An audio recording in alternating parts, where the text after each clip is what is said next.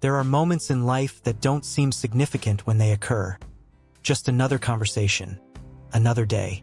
But then later you look back and realize, that was the turning point. That was the moment when everything quietly shifted, and nothing would ever be the same again. For me, that moment began in my father's office.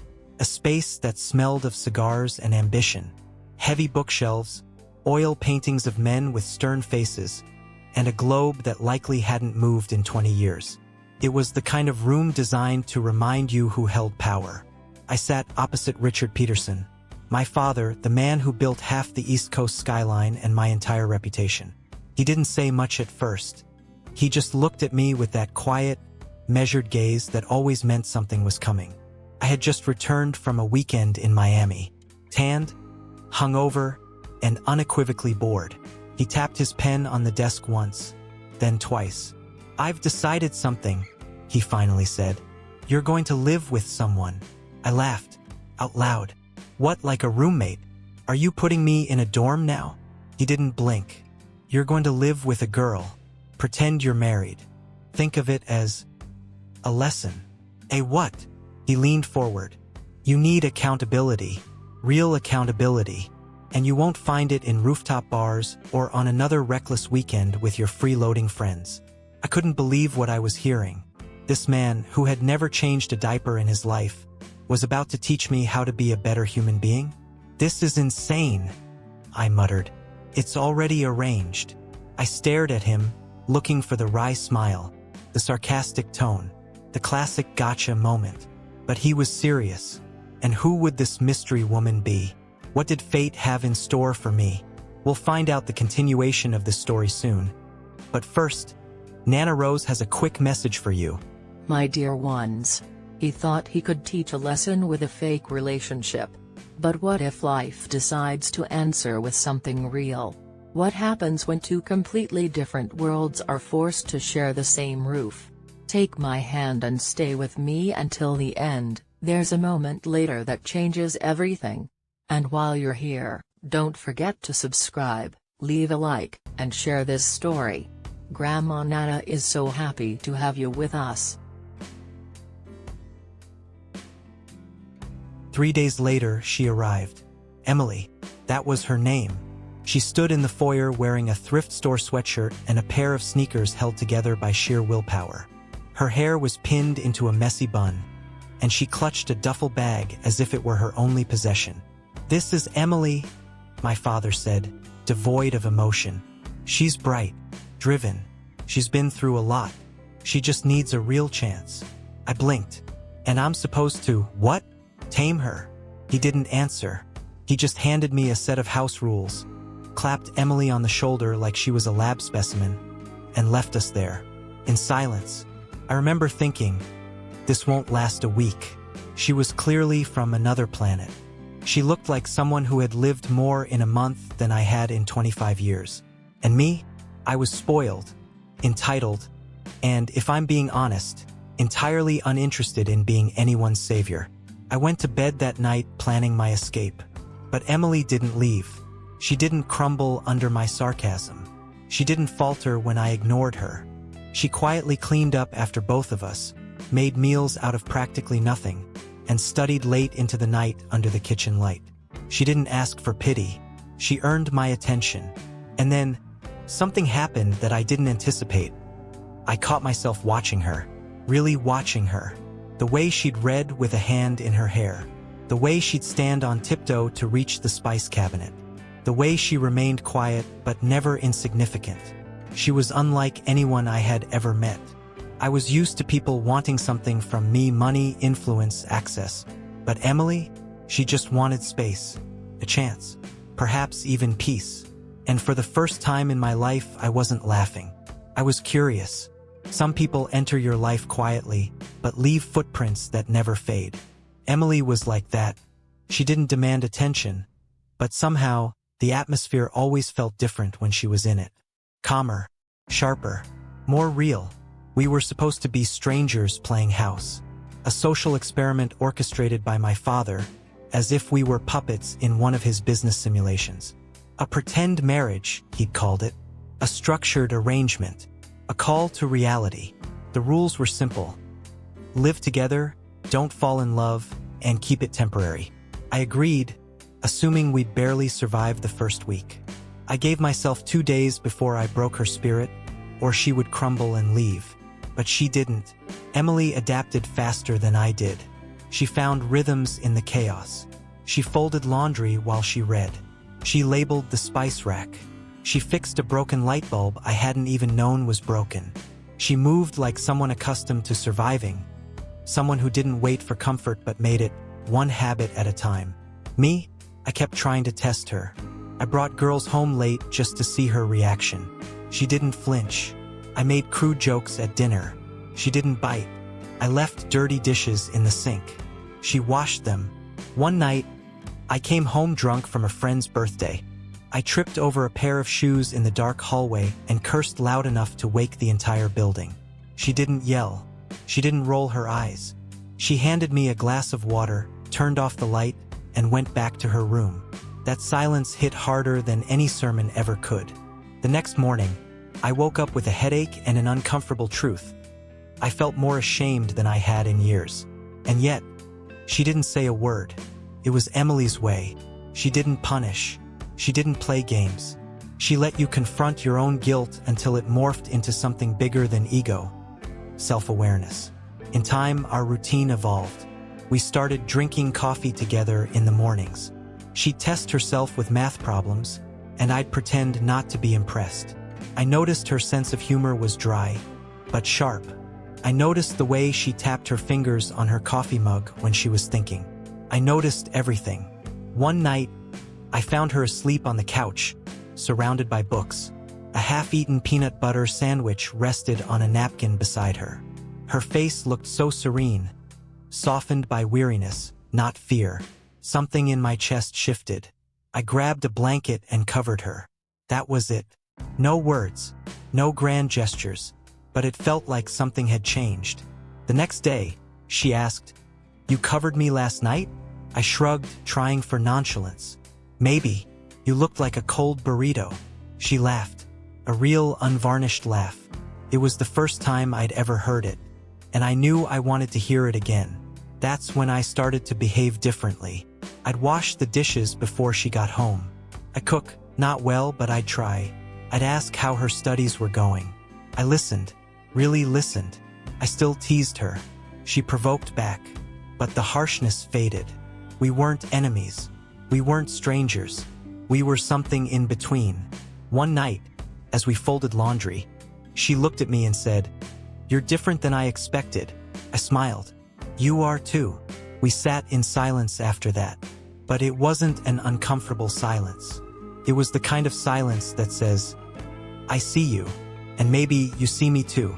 Whatever this was, it wasn't just pretend anymore. And that realization terrified me. Because what happens when you fall for someone you shouldn't? It never ends cleanly. But sometimes, it's the only kind of love that feels real. There's a kind of intimacy that doesn't come from touch. It comes from being seen completely, with all the mess and everything else. And that's what started to happen between Emily and me. Not in a dramatic fairy tale way. No fireworks, no swelling music, just small moments, shared silences, shy smiles, glances that lingered a few seconds too long. I had never known this kind of closeness before. My relationships were built on image, not substance. I was good at pretending, charming, funny when I wanted to be, but deep down I was always afraid of being known. Emily, though, she didn't push. She didn't ask me to bare myself for her. She just let me be until I wanted to open up. And slowly I did. Started small. One night, I told her about a scar on my wrist. Not from anything brave or exciting, just a childhood fall off a skateboard when I was 10. She smiled, said she had one too. Showed me a faded mark on her shoulder, said, "Foster care. Fell down the stairs trying to steal cookies." It was something so normal to share, and yet, it felt sacred. After that, the stories came easier. She spoke of bouncing between shelters, of learning to sleep with one eye open, of the night she lost her mom, how no one came to get her after school, and how that silence stayed with her. I told her about the weight of being a Peterson, how nothing I did felt like my own, how I'd spent years trying to be someone worth noticing, even if it meant becoming someone I didn't like. We both carried ghosts. Mine wore suits and expectations. Hers, abandonment and hunger. But somehow, in each other's presence, those ghosts grew quiet. On a rainy afternoon, I arrived home to find Emily pacing the living room, a textbook in one hand, tears in her eyes. "I failed my mock exam," she said before I could even take off my coat. "I studied all night and I still failed." She looked so defeated, and I hated it. So I picked up the book, sat beside her and said, "Then we'll study together." Her eyes widened. "You, Mr. Barely scraped through high school? I might be useless at math," I grinned, "but I make a mean cup of coffee, and I know how to show up." So we did. Every night, side by side. Me reading aloud while she took notes. Her correcting my pronunciation when I stumbled over scientific terms. We made flashcards. We laughed. We learned. I started showing up for more than just her studies. I showed up for her. And somewhere in the midst of those late nights, the coffee-stained flashcards, and the quiet victories, I realized I didn't just like Emily. I needed her. Not in a desperate, codependent way, but in that quiet, grounding way. The way you need air. The way you need truth. She made me feel like I wasn't failing at life anymore. And that terrified me, because people like her don't end up with people like me. Not when they find out all the ways we're broken. And yet, there she was every single day, still choosing me, still showing up, still believing that maybe, just maybe, I was worth the risk. Some things you can fake. A smile, compliment, even a relationship. But love, real love, that doesn't fake well. Takes root. It clings when you least expect it. And once it clings, it doesn't let go. My father didn't understand that. To him, emotions were liabilities. Attachment made people weak. He believed in strategy, power, legacy. He didn't build a billion-dollar empire by being soft. So when he noticed the shift in me, how I started staying home more than going out, how I arrived at work earlier, how Emily's name started popping up in conversations, he knew something had changed. And he didn't like it. On a Monday morning, he summoned me to his office again. The air was thick with tension. His desk looked untouched, but the air around him was tangled with disappointment. "I gave you an opportunity," he began. I knew that tone. Calm, controlled, dangerous. "You were supposed to learn something," he continued. "Discipline, responsibility. But now you're distracted." I kept my face neutral. If by distracted you mean becoming a decent human being, then yes, guilty. He didn't falter. "You're throwing away your future for a girl who doesn't belong in our world." And there it was, the truth behind his plan. He never expected Emily to matter. He thought she'd be temporary, a catalyst to get me in shape. He never imagined she would become the reason I started believing I was more than a spoiled disappointment. "She's not part of the plan," he said, voice low. I stood. My voice was calm, but my chest burned. Perhaps the plan needs to change. That's when he dropped the truth bomb. "I've scheduled a meeting with Gerald Langford. His daughter, Ava, is ready to settle. They expect a formal engagement by the end of the quarter." I stared at him. You're serious?" "Ava's family owns properties all along the West Coast. She's polished, educated, respected, and most importantly, she understands what it means to marry into a legacy." I laughed. Couldn't help it.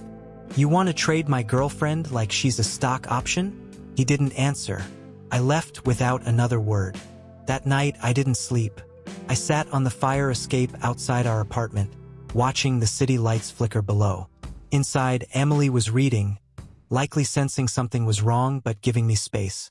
I wanted to protect her from all of it. From my father's arrogance. From the pressure. From the storm I knew was coming.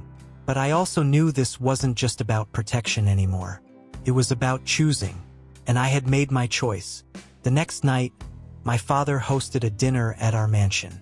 Dozens of partners, investors, women in immaculate silk dresses, and Ava Langford herself, smiling as if she already owned me. I stood in the middle of that pristine ballroom, wearing a suit I didn't choose, surrounded by people I didn't trust. And I told the truth. I'm in love with Emily. I will not marry Ava. I will not sign your deal. And if that means losing everything, so be it. The ballroom fell silent. My father's face didn't change, but I felt mine shift. I felt something heavy lift from my chest. For the first time, I wasn't performing. I was just being myself. Emily was waiting outside. She didn't ask what had happened. She simply looked at me, her gaze dissecting my face. I took her hand and said, "No more pretending." She nodded. It was all the affirmation I needed. We walked away from the party without a plan. But we walked away as equals, as partners, as something no contract could ever define. We didn't have a 5-year plan. We didn't have a trust fund, a roadmap, or a perfect Pinterest vision board. We just had each other. And somehow that was enough. After abandoning everything my father had envisioned for me, I had expected Emily to panic, to recoil, to remind me how precarious everything had suddenly become. But she didn't. She made us coffee the next morning as if nothing had changed, because in her mind, nothing had. I hadn't chosen poverty or chaos. I had chosen peace. And I had chosen her.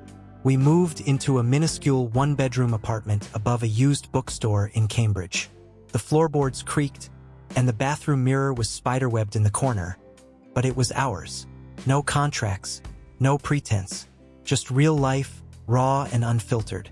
Emily picked up a part-time gig at a tutoring center, helping children with math and reading.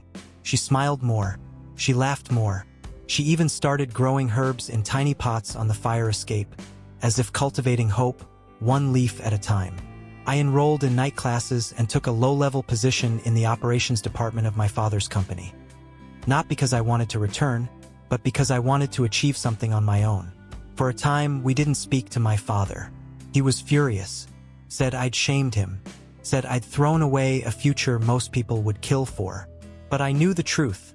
I hadn't abandoned my future. I had walked toward it. My mother, on the other hand, surprised me. She called, sent home-cooked meals in Tupperware, showed up on rainy Sundays and helped Emily study, sipping chamomile tea in her robe. "I see myself in her," she whispered to me once in the kitchen.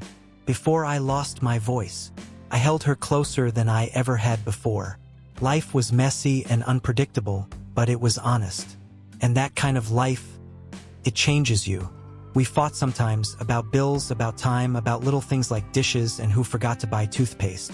But even in those arguments, I was never afraid of losing her. Because a love like that wasn't built on conditions. It was built on choosing each other repeatedly, even when it was hard. Especially when it was hard. One night, we were sitting on the fire escape, watching the city breathe beneath us. She had her head on my shoulder and a book in her lap. "I don't need a fairy tale," she whispered. I smiled. "Good, because I'm terrible at riding horses." She laughed, then fell silent again. "But I want a future," and that's when I knew. Not some grand, cinematic epiphany.